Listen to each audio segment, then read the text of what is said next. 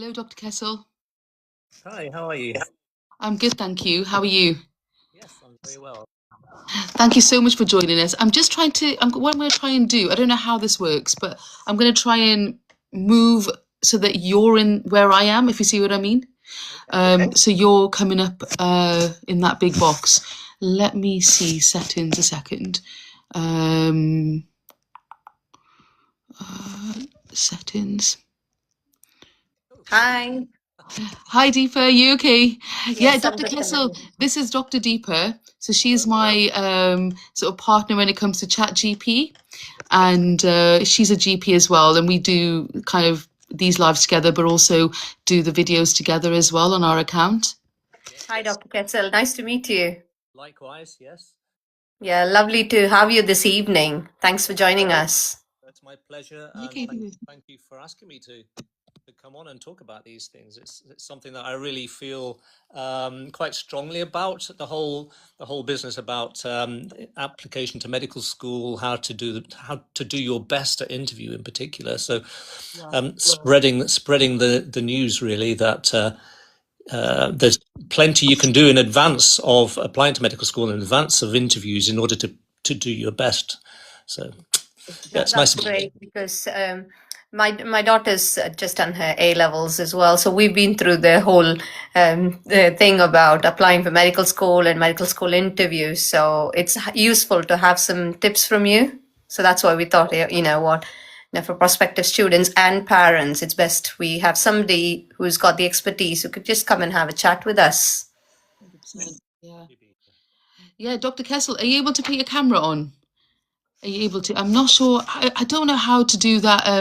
Where people flip the, they rotate the boxes round. You can do that as well.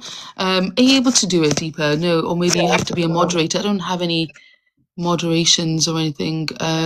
Try Zainab, yeah. Where's the camera on it? Do I?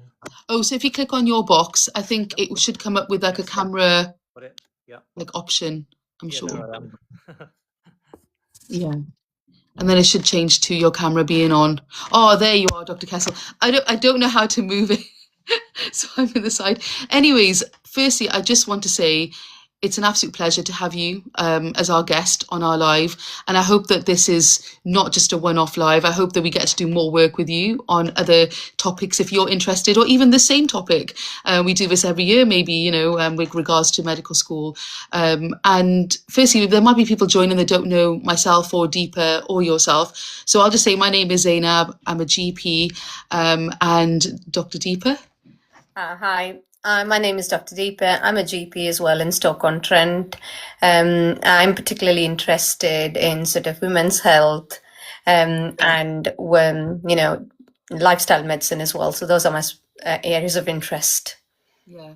I'm Gareth Kessel. I used to be a consultant anaesthetist and intensive care physician who had quite a lot of links with medical schools in our area, but I'm retired. I've been retired for about 4 or 5 years, but since actually being idle during lockdown on TikTok, I started doing this free interview practice stuff. I've been doing that for, goodness knows, but about 4 years now, 5 years. Yeah. And it's kind of grown.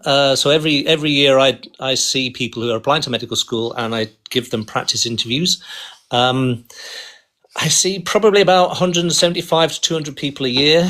So reasonably broad spectrum of people, graduate entry people on who've had gap years and having to reapply, and then obviously all the year 13s that come through. Yeah. I think it's something that I find very, very interesting, and I'm always happy to talk about it.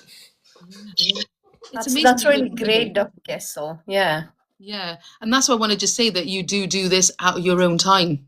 You help people with their interview practice and things. So that's really important for those who are joining. If they want to contact you, are they able to do that through your TikTok account or, yeah. So the first thing to say about the service that I offer in this respect is it's completely free. There's no hidden charges or anything like that. It's not like you have a taster session and if you like it, then you can book half a dozen courses. It's going to cost you £150 an hour. There's nothing like that. It's completely free. and you can get my email from my profile on TikTok there. I mean, a lot of people won't have given much thought to the whole interview thing at this point because, medical students, applicants tend to work to a fairly rigid timeline. So they'll have been doing their work experience, I guess, or should have been. They'll be starting to dig into the UCAT now. Yeah. Ideally, they should have started a bit earlier, but anyway, so they'll be heads down every day, pretty much UCAT practice. And as soon as they've done that, then they roll on into the personal statement, try and get that done. And then finally, it dawns on them that if they're going to get into medical school, they're going to have to do an interview. And like anything else, really, to get really good at it, it takes a good 6 months. Yeah. Unless you happen to be one of the people who are naturally brilliant at it, and there aren't very many of those. I reckon about 1 in 30 is naturally brilliant at interviews. Anyway, yeah. So why am I talking about that now? How do people get in contact with you is where we started. Yes. So normally I try and encourage people to start early.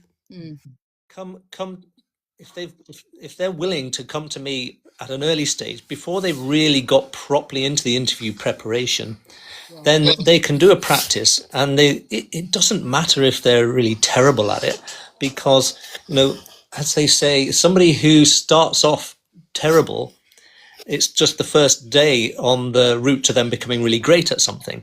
So if you start off bad, you've got plenty of time to improve. If you leave it until you think you're going to be quite good, and then you do it and find out that you're not quite good, you've run out of time, basically, or you're seriously running out of time. So I try and encourage people in the summer holidays to think about coming along, having a practice session when I've got loads of time, and then I can sort of point people in the right kind of direction, and then I'll have time to see them again. After that, when it comes to November, December, January, February, it's hard to see people more than once.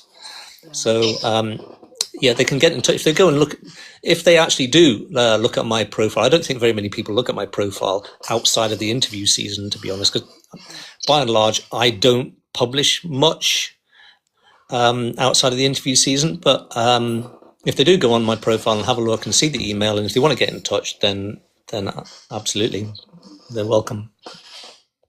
Just saying, Dr. K is asking, Nita Hedder, medical school application advice. You can't tell what the live is about. I'm going to see whether I can do something with that. But firstly, I think one of the questions I had for you, Dr. Kessel, was that number one, I want to say thank you for your time, your knowledge, and this is absolutely amazing. But I want to ask you about you. When you applied to medical school, what was it like, your interview, and how did you prepare? Was it quite a big code? And was it hard? And I'll try and work out this bit. So, I mean, I applied to medical school in 1986. Well, at least I went to medical school in 1986, so probably applied in 1985. Yeah. And in those days, there wasn't an internet. There was there's a few books in the library at school, in the careers section, hardly anything there really at all. And then if you wanted any more information, you had to get on the bus and go to town to the main library. But it was a different thing altogether. You still had to fill in a UCAS form, but you didn't have to do anything like a UCAT. Yeah. That's a relatively new thing. So you filled in, it was called an UCA form in those days, UCAS form. You got your predicted grades, all that kind of stuff. And then if you wanted to work out where you were going to apply, you had to send off to different medical schools and get them to send you the alternative prospectus, which was the one that was produced by the medical students themselves. And that was probably the most useful and most interesting bit. And then the formal prospectus. So I applied in 1986. I applied to mostly London ones, Mary's, UCH it was called then, University College Hospital, and Guy's, and then Nottingham and Bristol. And I only got 3 interviews at Guy's, UCH, and Bristol.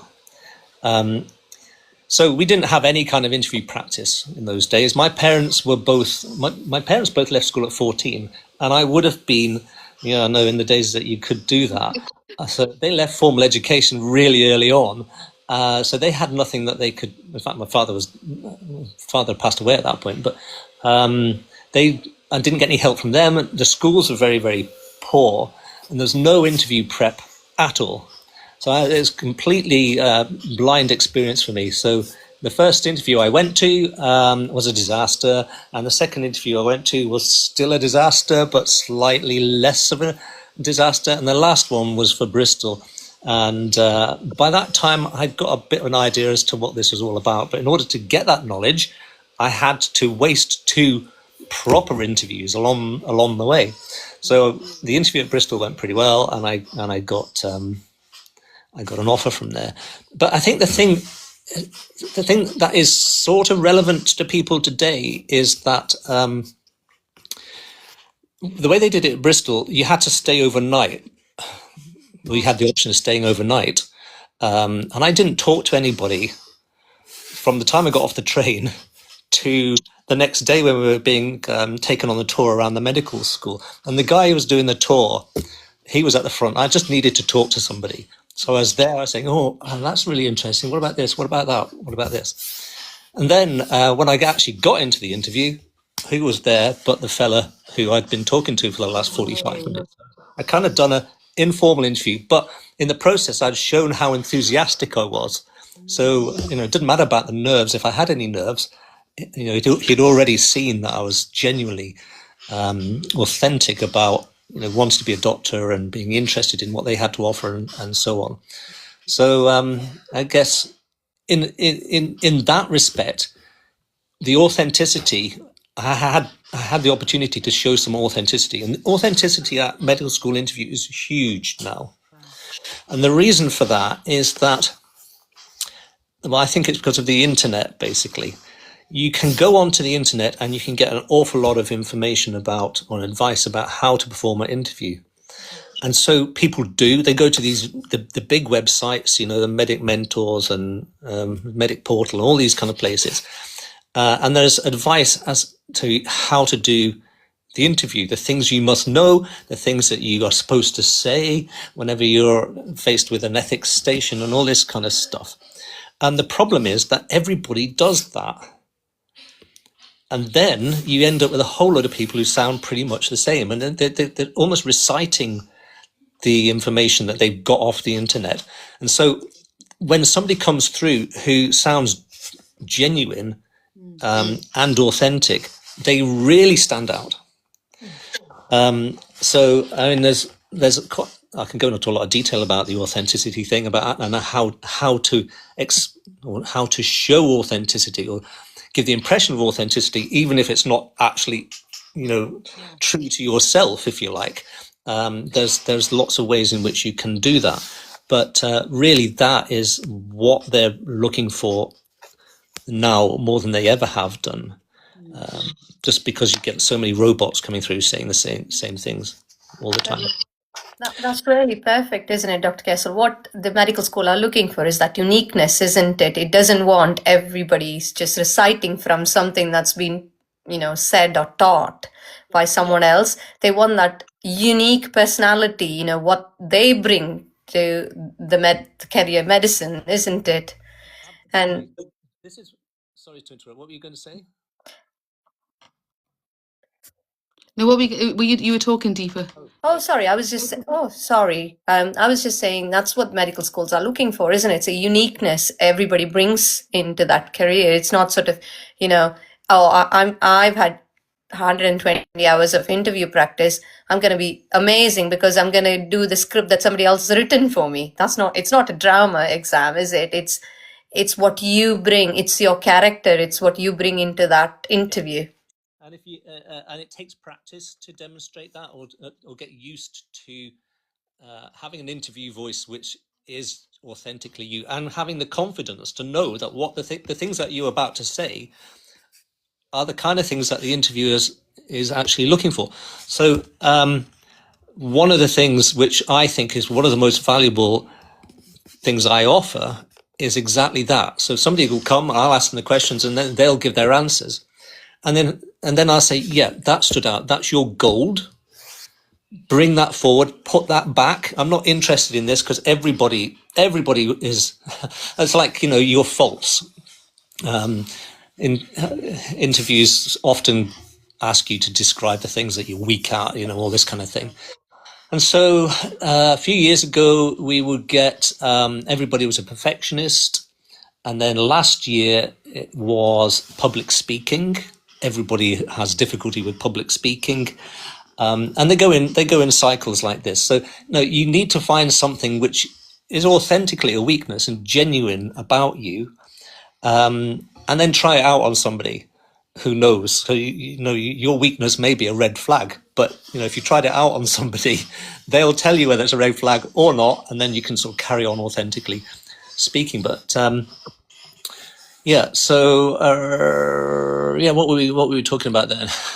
No, I always feel that the medical school are looking for somebody who they're going to be able to make into a good doctor. People think, they need to know lots of different things, but actually, if you're able to know your limitations as well, but I'm going to look for this, I know how to look for this answer, then they can see that you're genuinely interested and you're somebody that wouldn't, has integrity and is honest with your knowledge. There are certain things that you have to know, for preparations for the interview. But I think for me, if I saw somebody who was just someone that I knew that, they would make a really good doctor just by the way they are, I think it goes a long way just to be respectful, kind, and that makes a big difference too, I feel. What are your thoughts on that? I 100% agree. Yeah, we're looking for a future colleague to help the public. I just want to say, if anyone's got questions, we may ask, I'll try and document the questions for Dr. Kessel, and we can ask them at the end or during the live. Someone's saying, like being overly compassionate. What are your thoughts on that? No, you can't be overly compassionate at medical school interviews, especially even in the role play, because what tends to happen is that as you go on and you qualify as a junior doctor, you're working in a very pressurized environment with limited resources. You have to really hang on to compassion, because it will get leached out of you to some degree simply by working in that environment. So if you are the kind of person who doesn't show empathy or doesn't show compassion at the interview, you're not going to get better in the 5 or 6 years before you're working as an FY1. If anything, you're going to get probably worse. So they want to get people in who have the innate caring characteristics. So you can't be over compassionate. I guess you could. You could pretend to be too compassionate, and that would come out as being not authentic. And anything that's not authentic is really liable to being found out. They're saying it as a weakness and not being able to channel it. If you're overly compassionate, is that a weakness? And in my opinion, that isn't a weakness. In fact, there's a lot of power in compassion when it comes to being a doctor and things, helping patients. Yeah. Which are standout things that they're looking for. There are a lot of things, and they're all listed in the Selection Alliance's. The Selection Alliance is part of the Medical Schools Council that worked out the skills and attributes of an ideal candidate to medicine. So there's a lot of different things in that, which should be the thing that you build your reflective diary and your experiences on to match that. But the outstanding things that people are looking for at interview is empathy and communication and authenticity in the whole process there. So communication. If they weren't interested in your communication skills, they wouldn't do interviews, because they would be able to tell that you're meeting the grades and you've got a good enough UCAT score, all that kind of stuff. But the purpose of doing the interview is for you to demonstrate your ability to communicate with the person and share your ideas and your reflections, your experiences, and so on. So communication skills, really, really important. The most important thing at interview, and then showing that you're a kind person. And this is another example as well about when you're talking about yourself. So one of the questions I will often ask is, if I was to ask your friends um, to give 2 reasons why you would make a good doctor, tell me, what would they be? Yeah. And they say things like, they say, "Oh, my empathy skills and my my communication skills." Something, shall we say, like that. So they're using medical terms to describe what their friends would say. A better way of doing it, a more authentic thing, would be to say, "Well, I'm sure my friends would say I'm a kind person." Yeah. Yeah. And give some kind of example, perhaps, and then my friends would always say, I'm someone who's good to talk to, will always listen and take time out to listen to me when I need to unburden myself, that kind of thing. That's the kind of authenticity and the normal conversation that you're looking for from a candidate at interview. Yeah. Because what people need to remember is that we're going to be treating the general public who, we're not treating doctors. Are obviously going to be treating doctors as well, but we're going to be treating the public that don't know medical terminology. And so if we can show that we are able to communicate in, lay person language kind of thing, then I think that's very important. Deepa, should we go on to the next question to kind of lead Dr. Kessler? Thank you, Dr. Kessel.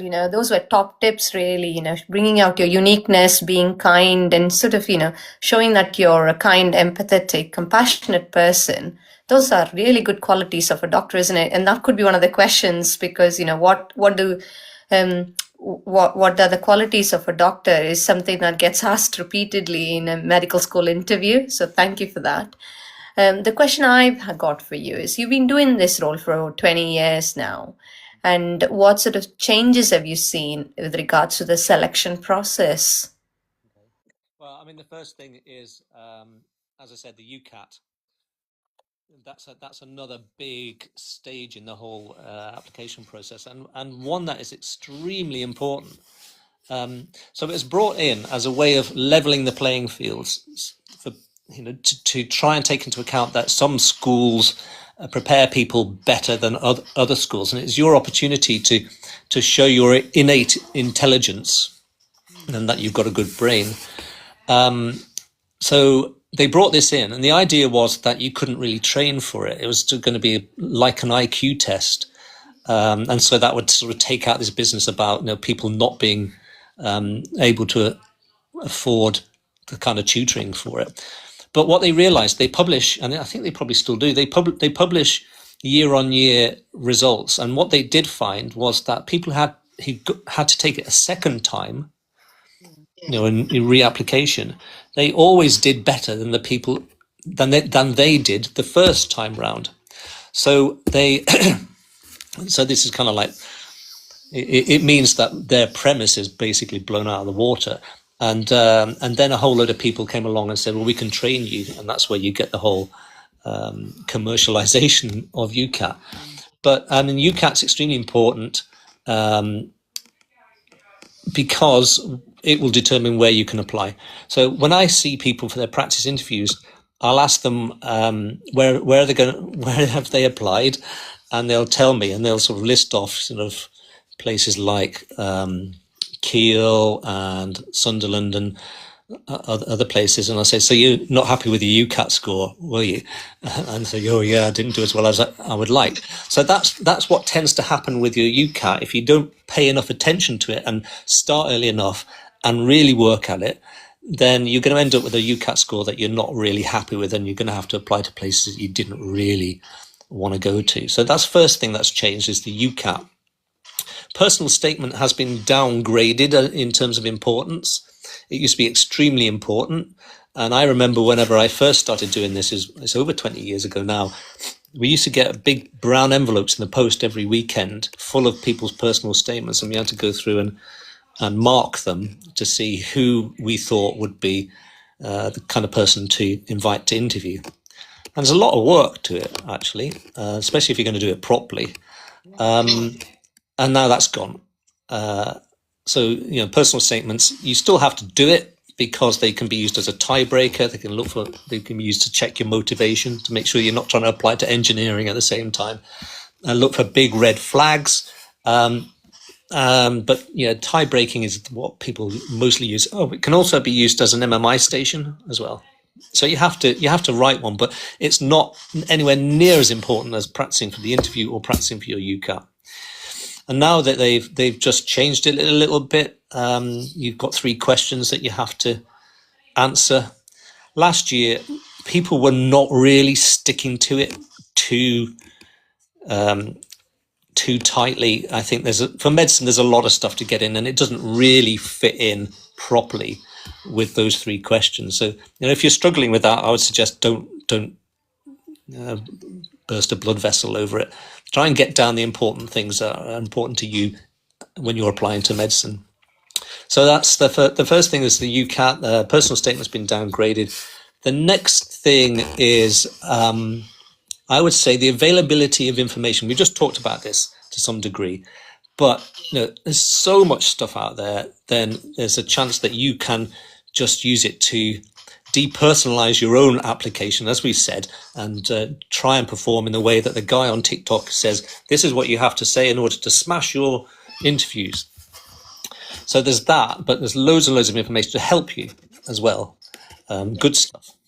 And what would be the last thing? Oh, the interview style.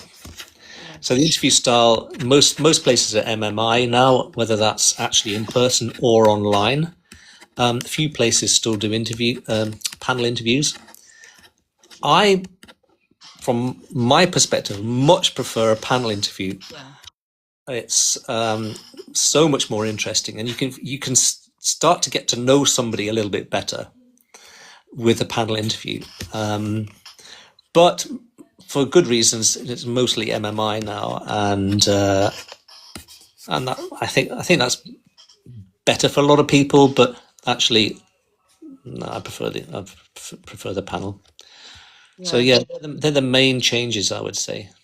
Thank you.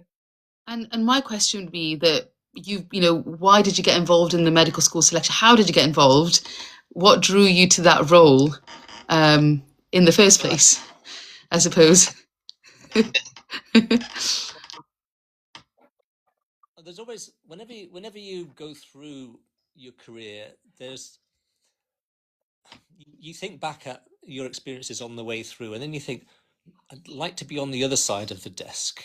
And the interviews for my medical school application cycle, they made a lasting impression on me, and I felt that it'd be nice to be able to do it from the other side. And I was doing a lot of work with the medical schools. I used to look after all the medical students that came to our hospital who were doing anaesthesia and critical care. I taught medical students when I was a lecturer in Sheffield as well. So I had quite a lot of links with medical school, and as soon as they get your email address, they invite you to get involved with other exciting opportunities, and one of them was being a selector for medical school. So I've been trained as a selector for 3 different medical schools. And I currently, last year I interviewed at 1. This year, hopefully I'll interview at 2. And it's interesting. It's certainly from the point of view of doing practice interviews with people, you meet a lot of very, very impressive people. And they may not think they're impressive, but actually when I sit and listen to them, I think, how do you manage to do all this? How do you do all this volunteering and have a job at McDonald's?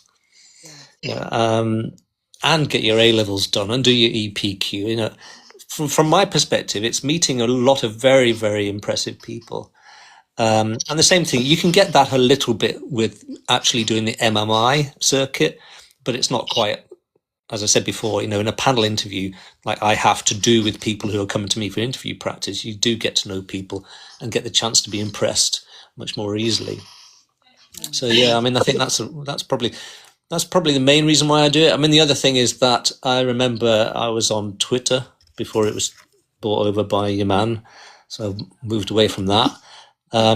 And I saw that somebody was offering interview practice for people who are applying, and they were going to charge, and this isn't for a doctor, and it's not necessarily a doctor who has actually done any real interviewing.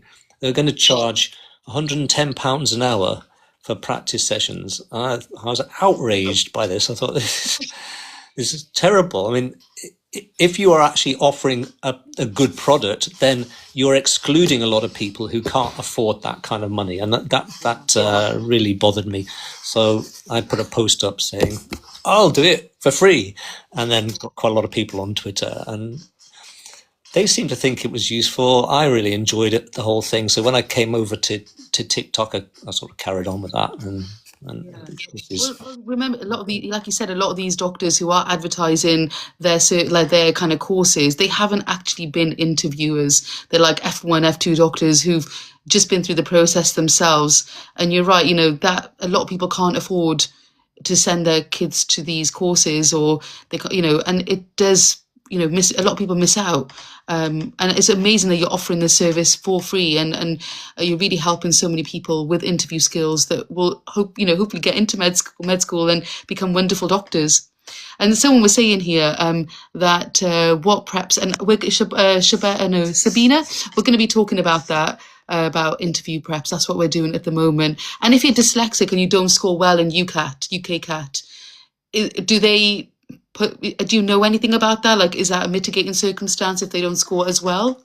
I don't know about dyslexia, but Yeah. time, for instance, you can get extra time doing your UCAT. Oh yeah. Even for some schools, medical schools, MMI circuits, people who need extra time can get that as well. So I mean, they do try very, very hard to give people who have some kind of disadvantage the opportunity to perform at their best. Really, I mean, and I guess that is actually another one of the things that's changed over the years. I mean, previously, there was no contextual offers or any kind of appropriate modifications to the interview process or the application process. But now, no, they do their best, their utmost. So I've seen a lot of people with ADHD and autism and deaf people. I've seen three deaf people profoundly deaf people trying to get in, and they will take any kind of disability into account and try and get you to do your best and give you a good chance at it. So I imagine dyslexia probably the same, but I'm not. I've got a friend who's has hearing difficulties, and he got into medical school. He now works as an ENT surgeon. It's absolutely brilliant. He got through that. He had a special stethoscope and everything. So yeah, really interesting.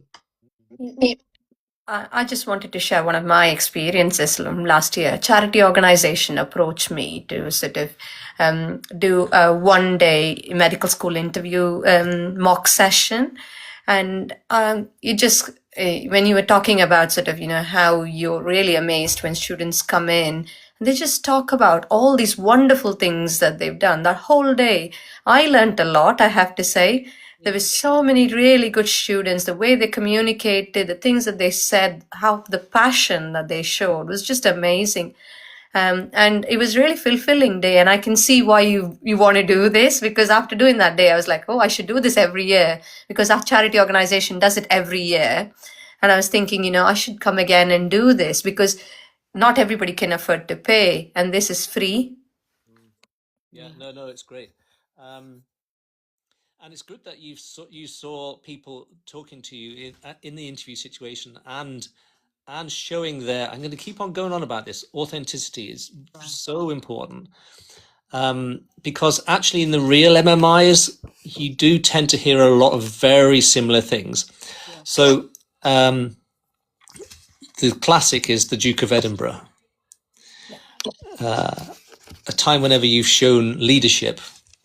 And so if you're on a station like that and you're there for half a day, 3 or 4 people will tell you about the Duke of Edinburgh and how they got lost and how this person had to take over the map reading and show their leadership skills and motivate the rest of the team by giving them all their chocolate and how it all came out happily in the end. I mean, Duke of Edinburgh is a great thing, and those experiences are great as well. But unless you can spin it in a unique kind of way, then it just becomes another not Duke of Edinburgh again. And I remember seeing one guy, because you have a coffee break halfway through, and he came into the coffee room and he went, "Oh, if I hear Duke of Edinburgh one more time, my head's going to explode." So that's a really, really common one that people rely on. They think if they've done Duke of Edinburgh Gold, this is going to get them in quite easily. They can lean on that very heavily. Tutoring, an awful lot of tutoring goes on, which is, it's a good thing to do. But again, if you're going to talk about that interview, you're going to have to be a little bit more deeply reflective on it. Talk about why you did it, what you learned about yourself, how you developed as a person as a result, not just by saying, and this improved my communication skills. Yeah. So Yeah.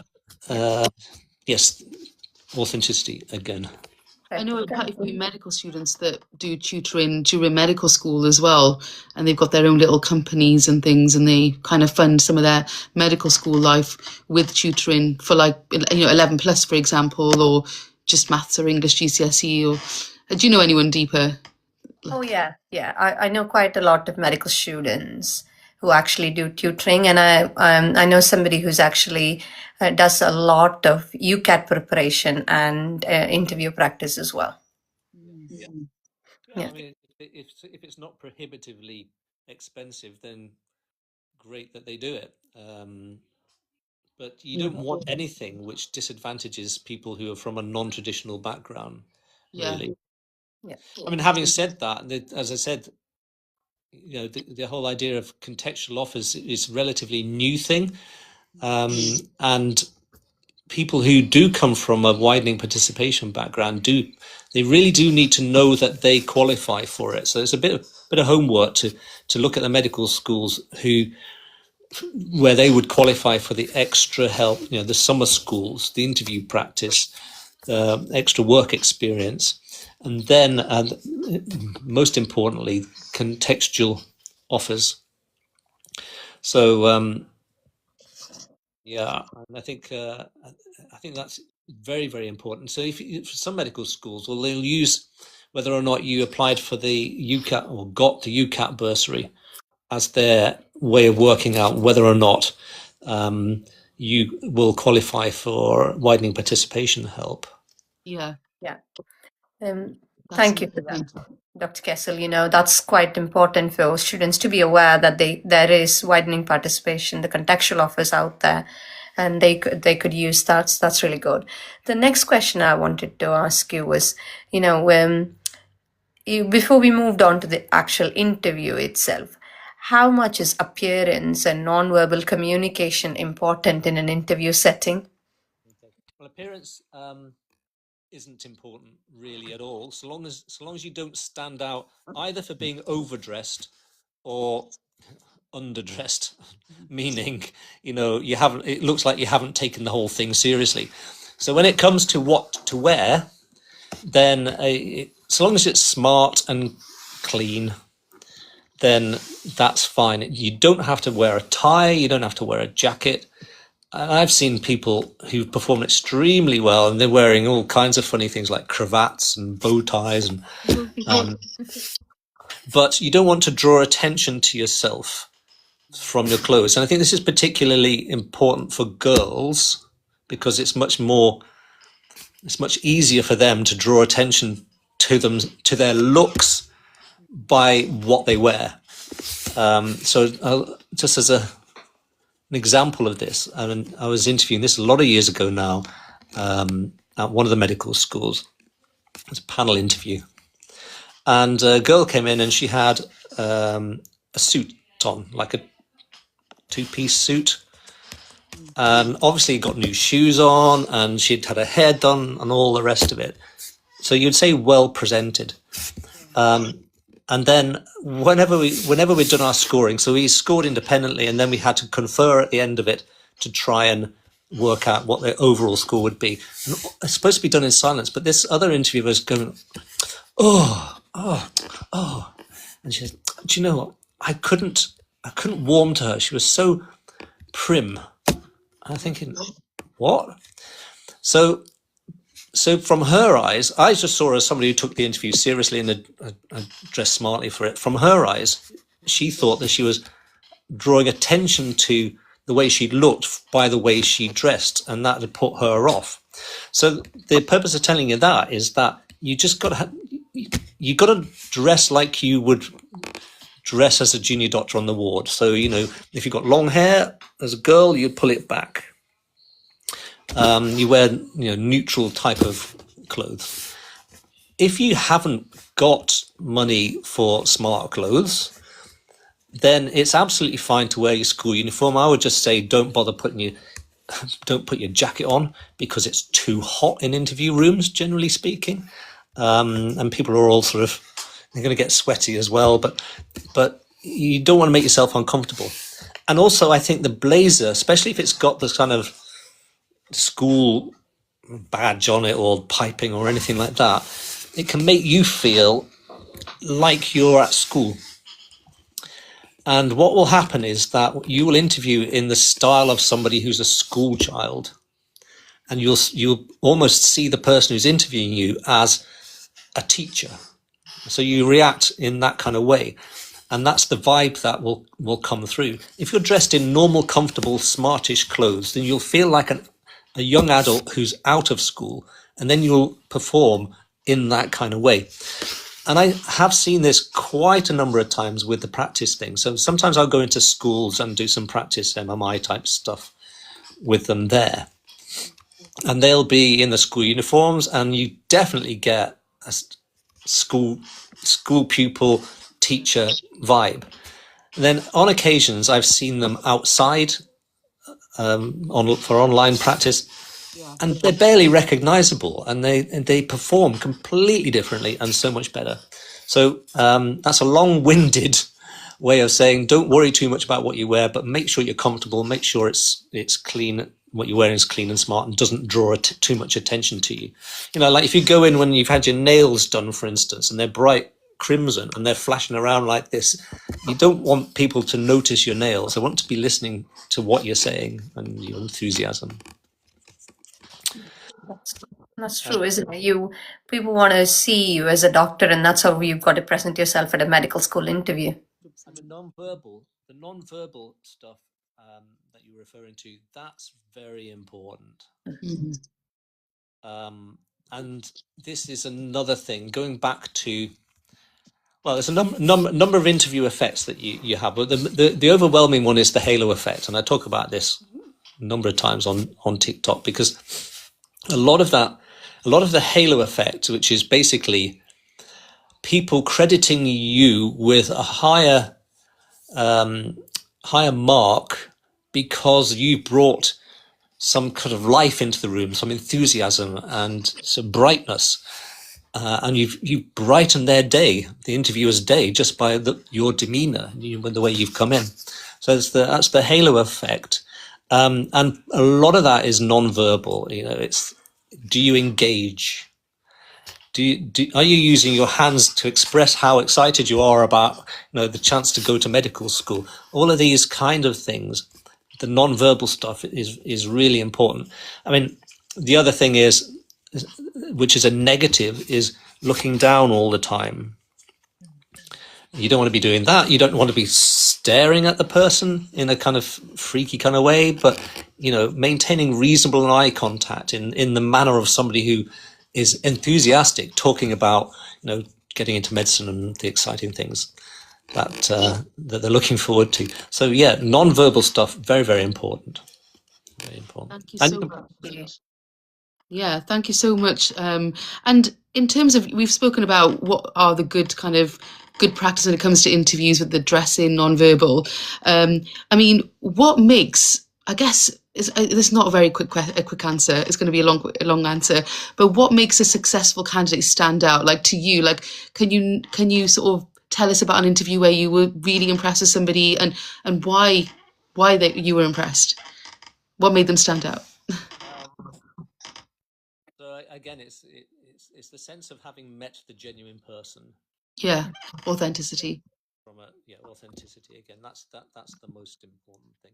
And the way it goes with interviews, and where I've done most of my interviewing, we tend to interview the postgraduate entry people together with the gap year, together with the year 13s, and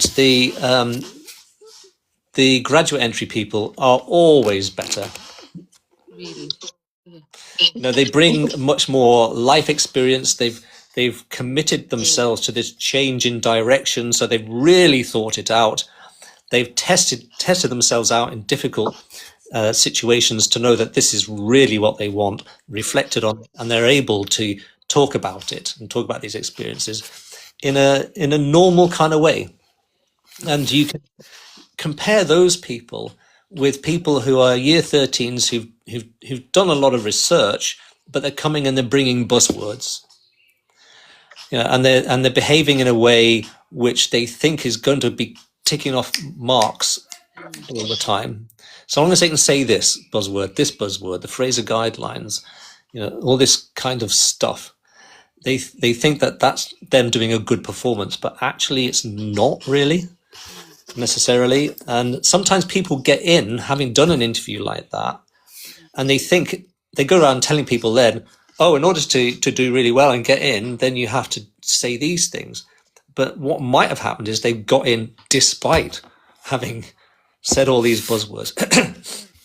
So whilst we're on the kind of buzzword thing, there's ethics makes up a pretty common station really for most medical schools, some kind of ethical analysis. So people think that in order to do a good ethics station, they have to get in the 4 pillars of medical ethics.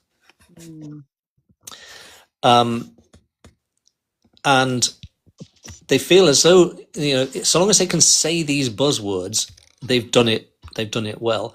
In actual fact, it's quite common that you could go through a whole ethics scenario, not mention the 4 pillars, and really have stormed it, because the whole thing is about you listening, identifying what information you've got, what you haven't got, tackling it like that, talking it through. If you get an answer and it changes direction, being prepared to change direction, and so on. You might get a chance to use the 4 pillars of medical ethics, but try, if they are going to do that, then what I suggest is you try and do it in a non-buzzwordy way, because then it sounds like you're talking out of your sort of innate, natural ability to engage with these kind of things, rather than, well, I'm going to approach this from the point of view of the 4 pillars of medical ethics. First, autonomy, blah blah blah blah. Second, beneficence, blah blah blah blah. Then non-maleficence, and then they realise that actually non-maleficence is kind of linked to beneficence, and it all sort of falls apart at that stage, really, and they lose confidence. But avoidance of buzzwords, genuine reflection on their experiences, not struggling. So when I say not struggling, what I mean is that so many of the MMI stations and domains that medical schools are interested in have basically been pointed out to you well in advance. So if you look at studyinghealthcare.ac.uk is now the Medical Schools Council's website, and on that they have a link to the PDF, which is the Selection Alliance's Skills and Attributes of an Ideal Candidate to Medicine. Yeah. And they also list a sort of shorter version of it. But the important thing about it is that that document has been agreed and endorsed by all the medical schools in the country. So you know that these are the areas that are likely to come up. They might not all come up, but these are considered to be the important areas that need to be examined at some stage in the application process. A lot of the time it's in the interview. So so your preparation should be sort of mapped to that in terms of the interview. So if you do that, and say they ask you a time wherever you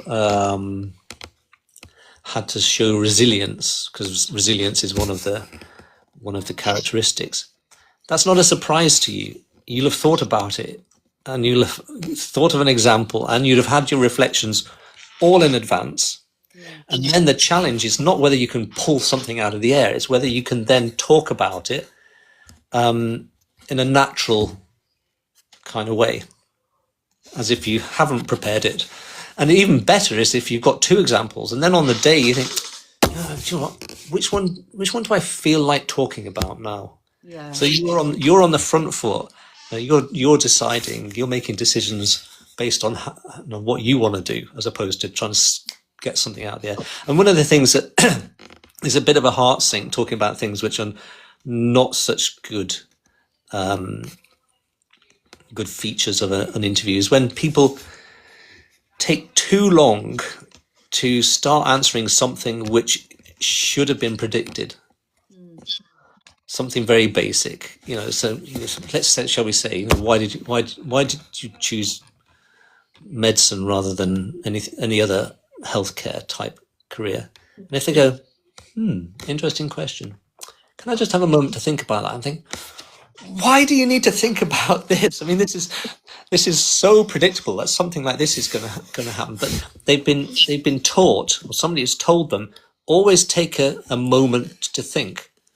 Fine if you don't know, but actually don't waste 30 seconds of your interview just sort of umming and sort of staring into space, because it makes me feel nervous as well. I think that, oh dear, they're not going to come up with something, and I'm going to have to try and change tack on this station completely, or to offer them some kind of alternatives. So that kind of freaks me out, and I don't want to be freaked. I want to be able to lean back in the chair and just listen to somebody tell me about their experiences, and what they learned from it, and how they changed as a person, and why that made them even more sure that they wanted to go into medicine, shall we say. So Yes, one way to put it is their chance to sort of shine and show why they want to do med. Kind of show off their passion and their knowledge that they have, isn't it? And be real with it, be genuine with it. Yeah. Thank you. I think is always quite a good thing to do when you're approaching an interview, is have some kind of turnaround phrases. Yeah. So if you find yourself going down a route, you think, "Oh, this isn't what I wanted to say," you say, "Actually, that's not really what I'm getting at. What I'm trying to say is this." Or even, now that I've vocalized this, it doesn't sound quite right. Perhaps a better way to look at it would be this. So these kind of ways in which you can turn it around and sound conversational and thoughtful are quite good things to have in your armory, really. Preparation is the key, isn't it? So yeah. Someone has said, is it too personal to mention finishing a degree while losing a family member and taking a year out to support family as an example of resilience? Absolutely perfect. It's perfect. Exactly the kind of thing that you would be looking for, really. Mm. Because it's very personal. You're talking about authenticity and authenticity cues, they're called CUES. And one of the features of an interview which suggests that somebody is talking out of displaying a proper sense of self or authentic sense of self is if they are prepared to talk about personal things. You have to know that you're all right talk about personal things yourself. You're not going to break down in the middle of it, because that would be too traumatic for you. But these kind of things are very, very important, because they are very life-changing experiences, and how you overcame all of those obstacles along the way, and then yet here you are. Very, very important. So yeah, don't feel shy about that at all. Yeah. And Dr. Kessler, thanks for that. I've got a final question for you. If candidates are sort of unsuccessful in their interviews, can they ask for feedback from the medical school, and what sort of feedback is given to them? Yeah, so they can always ask for feedback. Anybody can ask for feedback.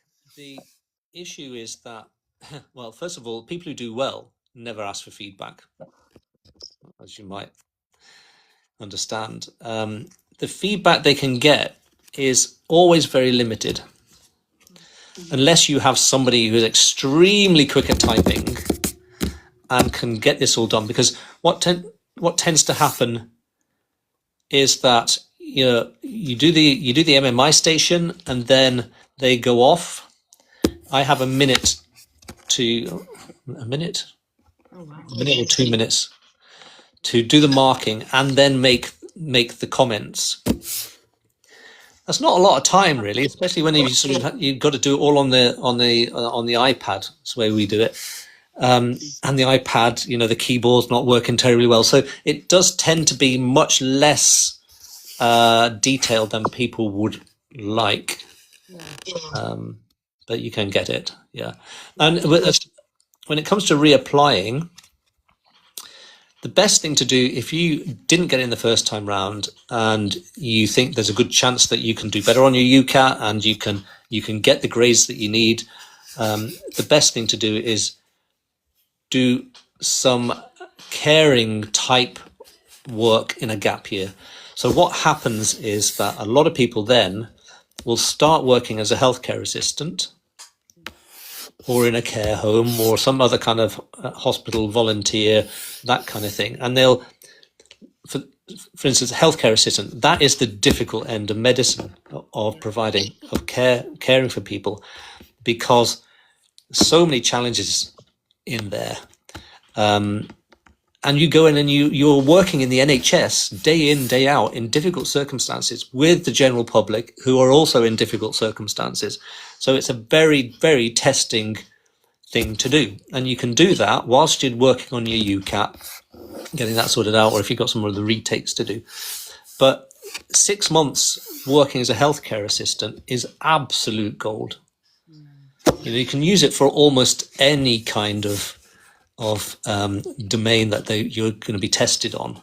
Resilience, working as part of a team, motivation to be a doctor. What else might there be? Probity. Lots of things like that. So you do that, and then you reapply and do your interviews, and then you can go off, travel the world, go and do something before then you have to start. So a lot of people would suggest that having a gap year is a very good thing, because it bolsters your application hugely. You might be able to get a bit of money together. You might want to go traveling and get that done up front, because the opportunities later on, as you well know, you get sort of in the system, the opportunities to get out and go and do something that you want to do, broaden your horizons, become much more difficult to do. So reapplying is a good thing so long as it's a realistic thing for you. And in the hierarchy of who does well at interviews, as I said, the graduate entry people always seem to do better than the gap year people, who always do a little bit better than the year 13. So you can come back with a much stronger application if you didn't get in the first time. Yeah. The only caveat to that is that if you've been interviewed by a place and they decided to reject you at interview, some medical schools won't look at you again. So you just have to check that in advance. But that's very few. There's a few London ones, I think. Yeah. Well, tip actually. Can I just ask you one other question that's from the chat, Dr. Kessel? This is Sabina Begum. She wants to know what can I do as a parent to support my child to get into medicine? Right. What can you do as a parent to support your child? Well, first of all, I mean, making sure that they're going into it for the right kind of reasons and they know what they're letting themselves in for. One of the great documents, which I think is a must read for anybody who's applying to medical school now, is the Darzi report, 2024 Darzi report into the state of the NHS, which was commissioned by the incoming government. So that's a Labour government that came in to see what was the state of the NHS and the state of the nation's health. So I'd encourage your child to read that as part of their knowing what they're letting themselves in for. When when it comes to should you pay money for things, well, UCAT, there's one company was called Medify, and Medify produce an awful lot of UCAT questions and mock tests that you can use.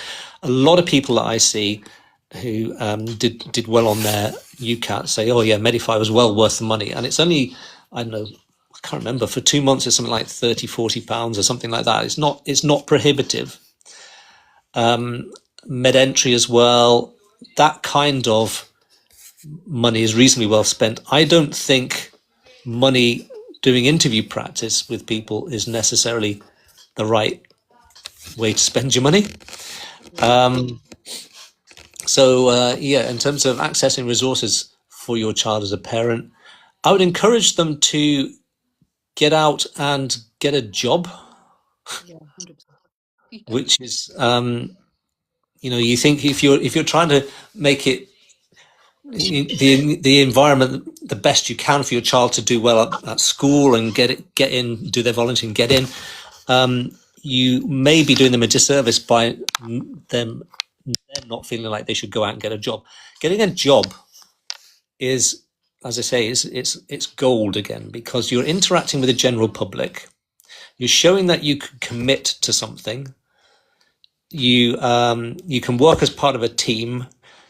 If let's say you're working in a shop, or you're working in a restaurant or something like that, there are going to be times when you're going to be coming across people who are not happy with the service that you provided, and you're going to have to stand there and work out what to do at that point. Listen to them, and then take it from there. So it's a gold mine when it comes to, much more valuable than trailing around after a consultant for a week in a hospital. Well, I just want to add that when I was 16, the day of my last exam, my GCSE exam, was the first day I had my first interview for a call centre. And throughout my jobs, I've done like McDonald's, George Asda, worked in retail generally, and even sports direct in my 5th year of medical school. And I think the reason why I think it did definitely help with my communication skills, because you're dealing with the general public, and you're constantly dealing with people that you might not get along with when you're working, or, there's lots of different characters you'll meet, which is the same in the medical profession as well than when you're in university. So when I went to do a careers fair the other day, they were saying that, oh no, my mum and dad wouldn't, they'd said, no, just study. And I said, no, you do need to get a job, it just, even if it's on a Sunday, a few hours on a Sunday, because it's a really good talking point in an interview as well. And it kind of it's one of these situations where, as an interviewer, if I hear somebody say, well, in my job as a something or other, I start to sort of relax a little bit, because I know they're going to have something useful and relevant to say, which is kind of unique as well. No, I always like that.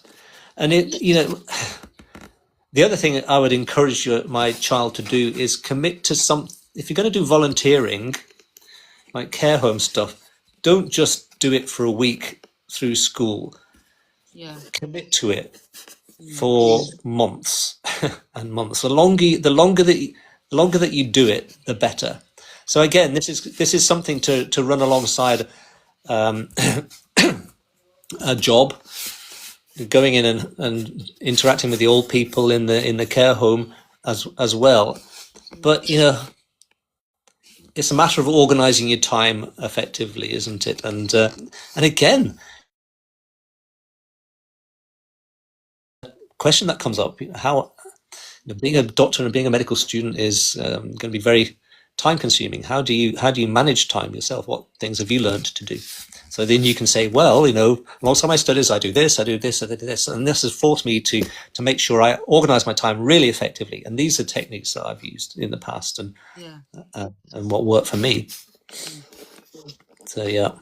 You mentioned a couple of, you mentioned the Darzi report, and I know we mentioned GMC, Good Medical Practice. That's quite a good kind of resource to use. Any other resources that you can think of? Or BMA as well, British Medical Association. They have a good website as well. Really looked at that look for that much. I mean, if you're worrying about getting work experience, then online work experience goes down well as well. Yeah. You know, the Brighton and Sussex online work experience thing, and then Observe GP. I think that's Royal College of General Practitioners. So that fills in some of the gaps if you can't actually access work experience, proper hospital work experience, and that's well understood by medical schools. And not everybody has the contacts to get in, or the local trust may put an age limit on it so that they're not old enough to get in and do some things. So that's well understood. Other resources, Darsy report, I said. It's only, I don't read the Darsy report, by the way. I mean, you go onto YouGov and you look up, you go onto Google, you put in YouGov, Darsy report summary, and you get the summary, which is 35 paragraphs. I looked through it, and it's so nicely written. It's a very easy read. And I think, oh, really? Goodness, all kinds of things are highlighted in there, which are very, very juicy and relevant to all the difficulties that, with the junior doctor strikes. It's still an issue, isn't it? Still ongoing, and it's going to carry on as well.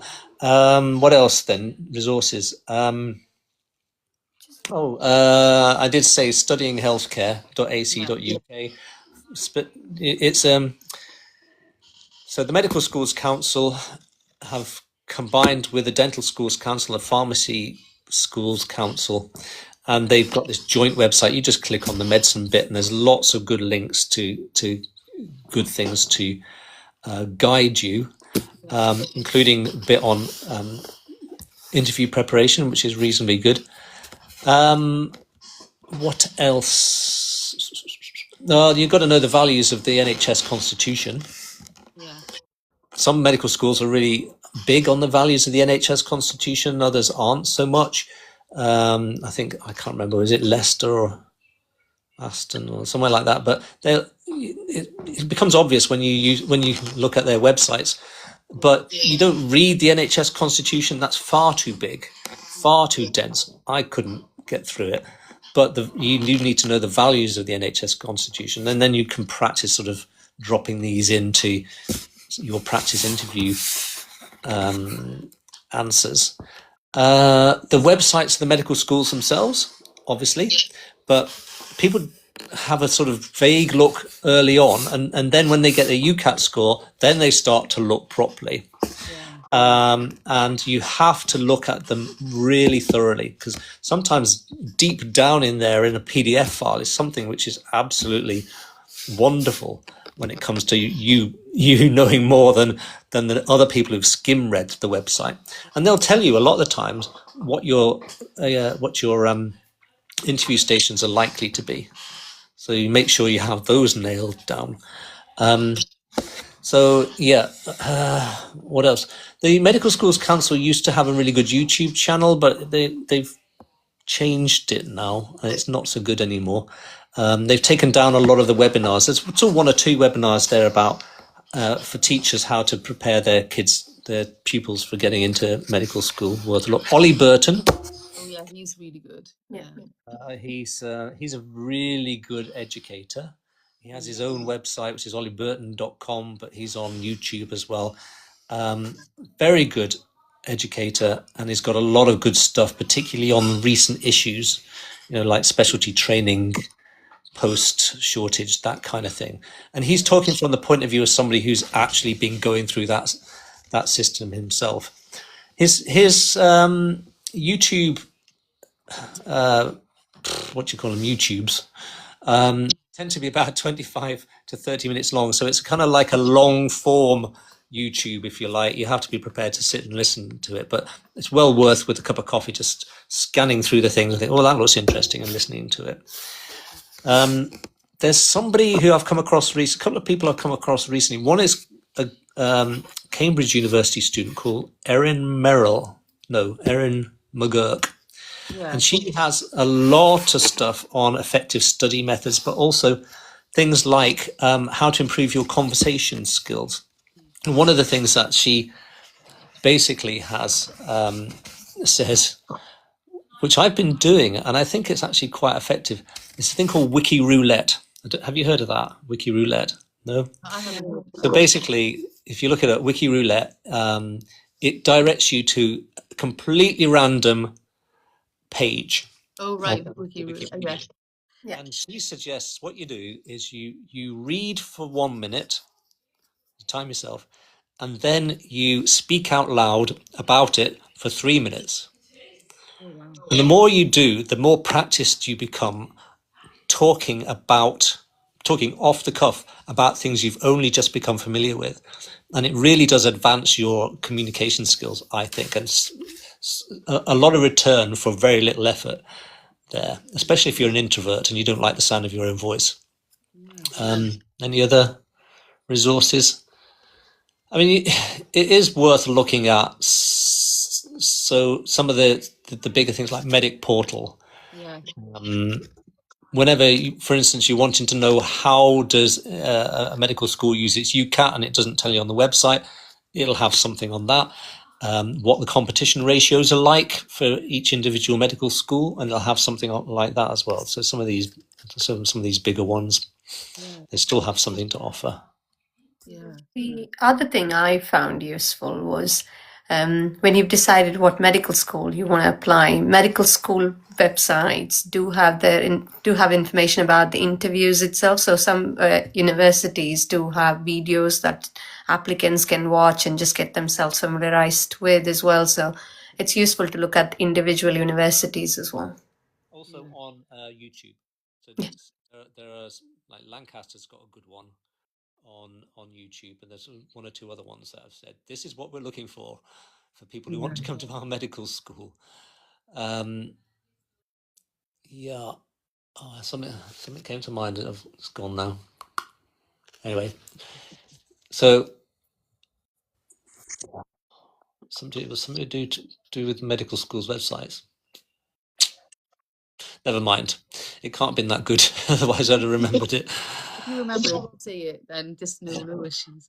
But it's interesting what you say about the buzzwords, because even when we train as GPs, like, you know, the ICE, you know, ideas, concerns, expectations, you know, if you say that buzzword, then it doesn't look genuine, you know, and exactly, you know, when you're training for interviews, you want them to just say it as they would normally say it, not with those buzzwords in. So yeah. Role play. This is 100%. Practicing role play. If you have a medical society at your school, then that's the place to start practicing role play with people. You'll be able to go online and find some role play situations. Yeah. And putting yourself in that terrible situation, unless you do drama, and this is what you love, you know, having the spotlight shone on you, all that kind of thing. Putting yourself in that terrible situation many, many times in advance of going to a proper interview is absolutely the thing to do. We used to do it. I started off as going into general medicine because I wanted to do intensive care, and so somebody suggested it's a good idea to train as a physician first. So I did that, and lots of oral exams you had to do with that, and then the same thing for the anaesthetics exams. But for the anaesthetics course that I was on, we used to sit around and listen to each other do practice oral exams with our sort of consultants who were sat there asking the questions, and it was terrifying, absolutely terrifying. But one of the things that I picked up from it was that some people have really good skills in this situation that I wouldn't have been able to develop for myself. But me watching them do it meant that I could then go off to the actual thing, and in my head I would say, right, I'm going to do this oral exam in the style of this particular person who had good skills at it. And that helped me so much because I knew what her style was. Yeah. All her mannerisms and the way she interacted. I knew it because I watched her do it so many times. And it also felt less scary for me when I was doing it in her style. It's like, you know, not really me doing it. Yeah. And when it comes to role play, if you have somebody in your medical society who just is a natural, you can watch them do it and you think, that's how I'm going to do it in the real. Yeah. I guess it's a bit like when we have GP trainees, we get them to sit in with different GPs and see how different GPs interact with patients. And they will say, oh, I really like the way you said that to that patient. And I'm going to take that with me when I consult or whatever. So similar, you pick up the nuggets, the golden nuggets as you go along and develop it yourself. And you're right, sometimes when you are in a stressful situation, you do have to do a bit of acting to try and get through that. Like even as a doctor, you're thinking, oh, I need to explain this news to them or whatever. You've got to try and not, if you were yourself, you might break down or you might be a little bit, worried or even more stressed. But if you think, no, I am that confident doctor who is not going to be upset by explaining this bad news or whatever, it does help. And you can improve it so much by practicing it. 100%. Yeah, I agree. And when doing practice, there comes a point, actually very early on as well, when it comes to the whole interview thing, wherever you've got to not internalize it. Your answers have to be out loud. Yeah. Because if you leave it too late, even though you have stuff in your head, the process of getting it out and across to your interviewer verbally is really tough for you. It has to be from a really early stage. So if you've got flashcards with interview questions on and you're working your way through them, never let it all be answered internally. It has to be answered out loud. So you just get your teddy bear and put your teddy bear on a chair in front of you and say, well, that's an interesting question, Teddy. I suppose the most important things are blah blah blah blah blah. Yeah. Yeah. Talk to the mirror, Dr. K said. Talk to the mirror. Mirror, yeah. And I discovered doing TikTok videos because I can't edit. Yeah. I'm not bothered, I suppose, to learn to edit. I just have to learn. Just have to do it all off in one go. Yeah. And whenever you do that, right at the very start, you look at yourself and you think, "God, that's terrible." But the more times you do it to video, Yeah. the more comfortable you become doing it. I'm sure you do a lot of it. I do quite a bit less of it, but it's all done off in one take, and I have to stick with it. And it doesn't matter if it's a bit of a mess, but the process of having to produce these things has made me a little bit better at talking to camera or talking to nothing, if you like, as well, because that's what it feels like. It's a little bit like if I do an online presentation for a school, I can't see anybody. It's quite impersonal. Everybody's in the background, and I'm just talking to myself, really. So you get a little bit better at that, hearing your own voice in uncomfortable situations. So.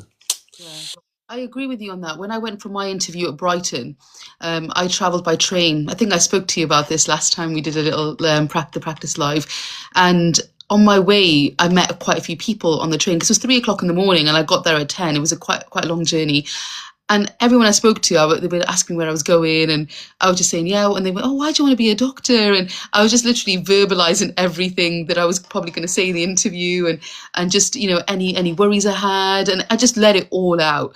So when I got to the interview, it just felt like I'd been speaking about it. And also before the interview, we had a tour of the medical school. So I was talking to other people and I just felt more comfortable with the whole thing. So yeah, just verbalizing it, hearing it out loud it just means that you've said it so many times, it comes out naturally, and whether it sounds okay or not. And the thing I was trying to remember that I'd forgotten, I've remembered now. Yes. Open days. Oh yes, open days. Yeah. Absolute gold. Yeah. There's often a question, why do you want to come to this medical school? And if you've been on the open day, the answer to it always starts off, well, when I was on the open day, we saw this, we spoke to that person, everybody seemed so happy and friendly and interested in us as potential applicants and blah blah blah blah blah. The fact that you've been on the open day makes me think, they know what they're talking about in this respect, because they've been on the open day and they've absorbed it. So open days. Amazing. I mean, looking at the interview process over the years, would you apply to medical school in this climate right now? again. If you, Yeah, absolutely. I know I mean, there's lots and lots of difficulties, but if you look back at the NHS 80s, 90s, yeah, it wasn't that great. I mean, yeah, people say the NHS has got a lot worse. It's on its last legs and all that kind of stuff. But actually, you can get better treatment these days than you could those days. It didn't feel like they're so pressured, but actually, the treatments we were able to offer then were nowhere near as good. So I wouldn't be put off, I don't think, by the NHS not being in its best shape. It still does a reasonably good job compared to what it used to do. I mean, the golden days, I think, were the early 2000s up until 2010, before the financial crash and then the austerity that came after that. I mean, it was great working in the NHS then, really it was. But would I do it again? Yes, because I can't think of any other career that would provide you with the level of interest and the level of feeling good about what you've been doing all day yeah, that medicine does. yeah, If you go to a party and there are medics there, yeah, the medics have got the best stories. You know, yeah, 100%. That's so true. I think Yeah. do TikToks and all the outrageous things which you've come across in your Yeah, Oh, and with you being an anaesthetist, I'm sure you've got some very crazy stories. yes. But never a dull day, never a dull day. Yeah, And you probably find it yourselves as well. I mean, if I was just doing a hernia list, shall we say, and there's 6 hernias on, well, the operation may be roughly the same, the yeah, same surgeon doing it, but the patients are all different. So it's never it's never dull, I don't think, compared to other people's jobs. And that's an anaesthetist talking. I mean, we go out of our way to try and make it dull, yeah. because a dull operation for us means that everything is nice and safe and nothing's going wrong. But an interesting anaesthetic is often one that you should be worried about. But anyway. Yeah, that's true, actually. Someone is asking, what do you think the future of general practice is, and do you think general practice will be scrapped? I guess that's actually a question for another live, I think, or a video that me and Deepa will probably do about general practice. But yeah, I think I think that's the question. They're the questions I had. How about you, Deepa? I think that's it from me as well. That's been a very, very interesting talk with you, Dr. Kessler, and thanks for, patiently answering all our questions. It's been really amazing to hear the work you've been doing and supporting these applicants through all these years, and thank you. My pleasure, entirely. It was great meeting you, great talking to you, and talking about this kind of thing. I hope people found it useful to them. And good luck to anybody who is applying at the moment, is going through the whole UCAT thing. Maybe we'll meet up at some point coming towards the interview season. So. Absolutely. And just Dr. Kay has just said, brilliant talk and stuff you can't get in books, 100%. I mean, guys, Dr. Kessel, please follow Dr. Kessel. Everybody who's on this live, drop him a follow. Please drop ChatGP a follow as well. Dr. Kessel, he does interview practice prep for free. He's helped so many students. And, at the end of the day, we need more people like him who are able to, give all this nuggets, the golden nuggets. This live has been full of them. And we really appreciate that you said yes to us to come in on this live. Like, really do. You might say otherwise. But yeah, we have to do a live where you talk about your anesthesia kind of life, why you chose anesthetics, how long was the training. I'd love to know more. I wanted to do anesthetics initially when I did 2 weeks, just me and the consultant anaesthetist. I was a 5th year medical student and I absolutely loved it. He let me, I was drawing up drugs by the end of it. It was awesome. He was so happy with me and he was absolutely patient guy, such a patient man. And, just made me fall in love with it. I chose general practice because I've, lifestyle choices and things changed a bit. But I mean, I remember the love I had for it when I was working in anesthesia. So yeah, I'd love to do a live with you on that at some point. Let us know when you're free to do that because you've already taken so much more of your time.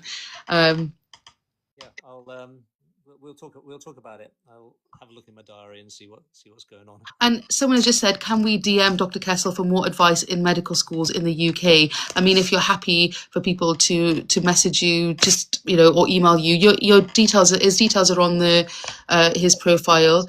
And yeah, thank you for everything you do in Adipo. We're so grateful. Thank you. And thank you guys for joining us on the live today, and keep your questions coming. We can obviously answer it in another live session. Do follow us and follow Dr. Kessel as well. Thank you. Have a good night. Thank you, Dr. Kessel. Take care. Bye-bye. Thank you. Bye.